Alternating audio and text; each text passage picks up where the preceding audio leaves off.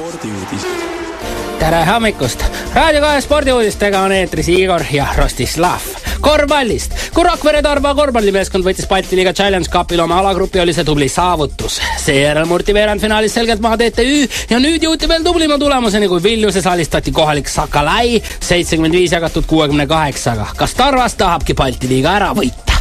Veel kodusest korvpallist. PC Kalev Cramo abitreener Alar Varroko sõnul tekkisid kahtlused Nikolai Varbanovi mänguoskuste suhtes juba Euroopa meistrivõistluste ajal, kui mees esimest korda Bulgaaria koondisest mängimas lähti.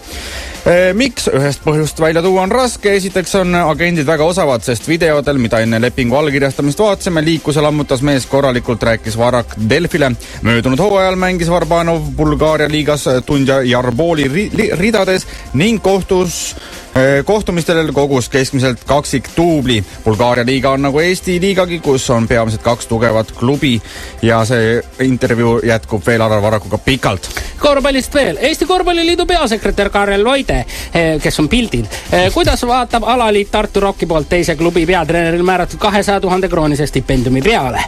Korvpalliliidul puuduvad andmed sõlmitud kokkulepete sisu ja mahu osas, mistõttu ei teame, mille eest määrati stipendium Andres Sõbrale.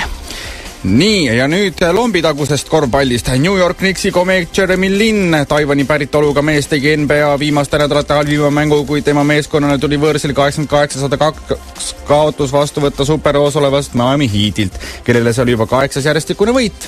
Ja natuke käsipallist. 3 punast kaarti on teeninud HC Kehra käsipallimeeskond mängus Aruküla HC Tallasega, mis küll võideti 39 jagatud 18-ga, aga tõsiste vigades said otse punase kaardi Aleksander Tund ja Uku Tanel Laast 3-2-minutilise karistuse kaudu Rando Juku Sirkas.